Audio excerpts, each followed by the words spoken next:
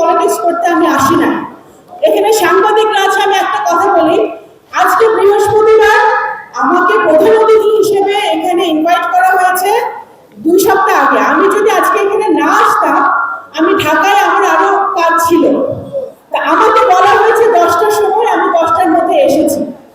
এখানে আমার প্রধান অতিথির উপরে আপনারা দলীয়করণের কারণে যদি প্রধান অতিথিকে আক্রমণ করেন তাহলে কিন্তু ঠিক হবে না। কারণ আমাকে প্রধান অতিথি হিসেবে আমাকে দাওয়াত দেওয়া হয়েছে ন্যাশনাল ইউনিভার্সিটি থেকে।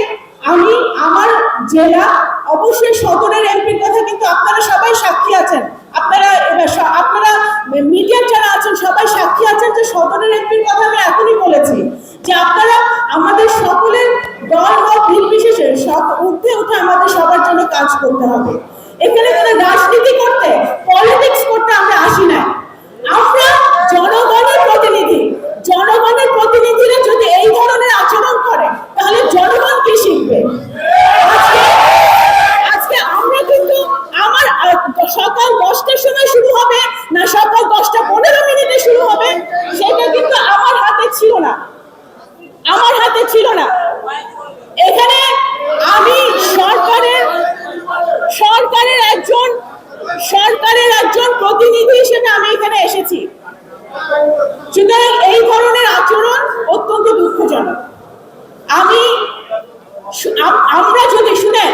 আমরা যদি মন পরিষ্কার করে, এখানে আমি রাজনীতি করতে আসি নাই,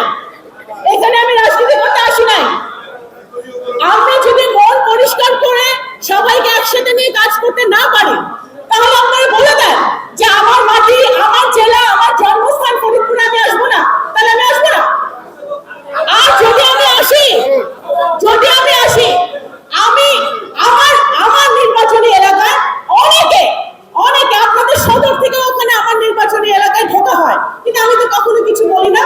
আমি সকলের ঊর্ধ্বে উঠে, সবকিছু ঊর্ধ্বে উঠে আমি মানুষের জন্য কাজ করতে চাই, যেটা আমি আমার পিতার কাছ থেকে শিখেছি।